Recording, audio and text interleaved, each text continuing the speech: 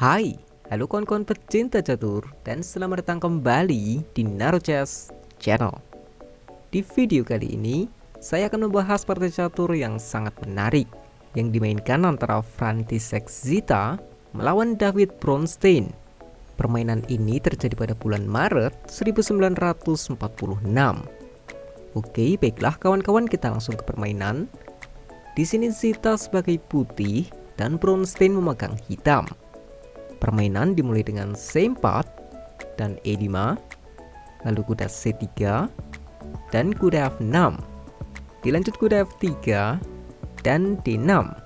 Pion sentral langsung ditantang dengan D4. Bronstein melindunginya dengan kuda D7 untuk sekalian pengembangan ya. Zita meneruskan dengan pion G3, persiapan fiancé untuk gajah. Balasannya adalah G6. Ya, gajah G7 dan rokade pendek adalah planning kedua pemain untuk saat ini. Jadi jelas gajah ke G2 dan gajah ke G7. Dilanjut keduanya rokade pendek dimulai dari Zita, baru disusul oleh David Bronstein. Nah, sekarang para raja udah aman ya. Zita B3, di sini akan ada pengalian serangan dari gajah. Jawaban Bronstein membawa bentengnya ke E8. Gerakan ini sedikit lebih aman ya, tentu mengingat gajah terang putih yang udah dibawa ke G2. Oke, gajah ke B2 oleh Zita dan C6. Oh iya, saya mau sedikit jelaskan untuk para pemain catur baru. Kalian itu jangan bingung ya, meskipun posisinya dimulai dari apapun, tapi ini tetap membentuk posisi dari King's Indian Defense kan. Jadi untuk ke depan kalian usahakan ingat dulu posisinya, barulah bisa menghafal nama openingnya gitu. Kita lanjut E4 dari Zita, dan baru sekarang Bronstein memakan pion D4 sekaligus menyerang kuda. Setelah dimakan kembali dengan kuda, menteri baru ke B6. Udah pernah saya jelaskan ya, menteri yang di B6 ini selalu punya masa depan pada serangan pion di F2. Dibalas lagi dengan menteri ke D2, lalu kuda ke C5. Jelas ini menambah serangan pada pion ya. Jadi pion dilindungi dengan benteng F ke E1. Serangan Bronstein kini berubah. Sekarang datang dari sayap menteri, yaitu pion A5, dan sepertinya A4 adalah ide paketannya, karena untuk saat ini ya, inilah petak lemah putih. Jadi Zita merespon dengan benteng A ke B1, dan jelas pion maju ke A4. Pion tidak dimakan, tapi gajah mundur ke A1. Ya, cukup logis. Di sini Zita membuat serangan gajah tetap aktif, tapi tidak mudah untuk diserang. Dan di sisi lain benteng juga memaku menteri secara tidak langsung ya. Namun Bronstein juga tetap memakan pion dan dimakan kembali dengan pion. Nah, sampailah kita pada bagian penting pada video ini. Karena ini adalah gerakan provokator brilian yang pernah saya temui kawan-kawan, yaitu kuda ke G4. Dan apa yang kalian lihat pada tujuan gerakan ini? Jika kalian melihat gajah menyerang kuda karena dia ikut melindungi pion B3 yang saat ini diserang menteri dan kuda, saya hanya bilang kalian itu normal guys. Karena jika kalian melihat itu, kalian akan setuju dengan balasan Zita kali ini, yaitu pion H3 mengusir kuda. Mungkin setidaknya untuk pergi terlebih dahulu kan. Namun apa kalian tahu yang Bronstein ingin coba di sini? Benteng kali gajah guys. Ya jelas jika pion memakan kuda, benteng akan memakan benteng terlebih dahulu dan memakan pion gratis dengan gajah. Oke, di sini Zita menerima penukaran kualitas dan memakan benteng dengan benteng. Jangan lihat gajah memakan kuda, karena menteri kali gajah, kuda nggak bisa membalas dengan forking ya, karena terpin pada menteri. Lalu apa selanjutnya? Kuda kali F2 kan kawan. Sekarang mengorbankan kuda. Ini penting untuk kita analisis dulu ya. Baik, jika raja memakan kuda, jelas kuda kali B3 dan ini benar-benar rusak deh. Bagaimana jika menteri yang memakan kuda? Kuda kawannya ini nggak terima kawan-kawan. Dia akan ke D3 yang menjadikan semuanya ikut menyerang.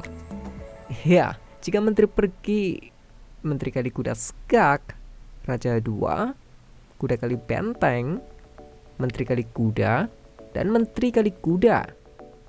Oke, kita kembali sebentar. Kita coba gerakan lain, misal kuda ke 4, balik menyerang menteri.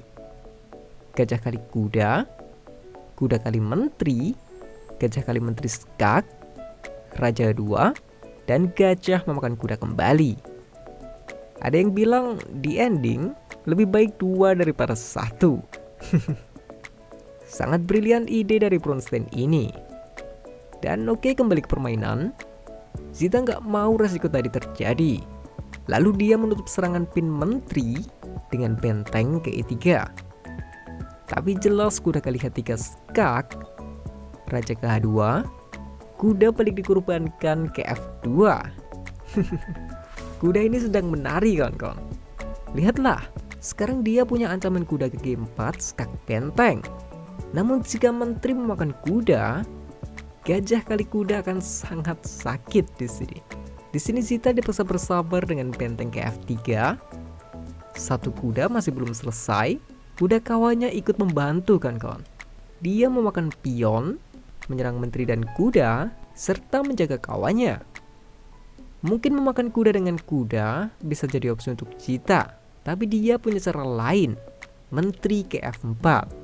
Dengan prinsip pertahanan terbaik adalah menyerang balik, yaitu di F7 dengan ancaman skak mat 3 langkah.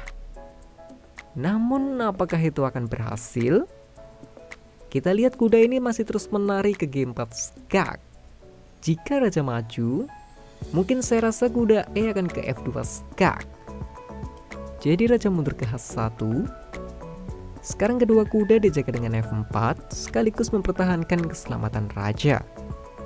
Akhirnya Zita memakan kuda E dan dimakan kembali dengan benteng, menyerang menteri dan kuda sekaligus. Menteri memakan pion D6 dan benteng memakan kuda untuk terus mengejar menteri. Menteri ke B8 balik mengancam gajah, langsung dijaga lagi dengan benteng. Serangan ditambah dengan benteng A8. Ya, gajah E5 menyerang menteri. Gak ada pilihan lain selain menteri A7 menawarkan pertukaran. Menteri lari ke B4 dengan ancaman skak ke S1. Namun ancaman itu langsung diblok dengan menteri G1. Menteri pindah lawan ke F8 dengan H6 yang dituju.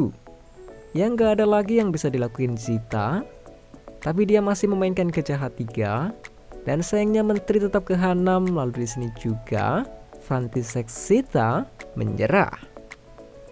Ini kuda bener-bener dalam gangguan jiwa sih. Dia seenaknya ngobrak-abrik kerajaan musuh sendirian. Sukses pula. Ya, coba kita lihat apabila permainan dilanjutkan. Oke, menteri kan harus jagain gajah ya. Katakan ke F1. Lalu apa sih selanjutnya? Benteng D2 udah pasti kan, kawan? Bang, itu kan gajah gratis. Ya biarin aja karena benteng kali gajah skak. Raja tinggal naik G7 udah nggak ada skak. Dan sekarang putih nggak bisa nyelamatin posisi ini karena nggak ada gerakan efektif lagi, kawan-kawan. Katakan benteng E8, benteng H2 skak, raja G1, gajah D4 skak. Ya, benteng menutup, gajah kali benteng skak, menteri kali gajah, dan benteng kali menteri. Dan ditambah lagi gajah udah pasti hilang ya, karena mau gerak manapun menteri A2 adalah skakmat. Ya, apapun gerakan putih tetap menteri kali gajah. Dan benteng skak pun saya rasa raja ke H6 udah selesai. Mungkin makan pion aja dan menteri A2 skakmat. David Bronstein memenangkan permainan yang sangat layak diapresiasi. Cara dia memainkan kuda ini sangat jago ya. Ditambah ide dengan kalkulasi Grandmasternya, memang pantas untuk menjadi pelajaran bagi kita semua. Ya, segitu dulu kawan-kawan. Adanya salah kata saya mohon maaf. Salam Bias Lovers, terima kasih.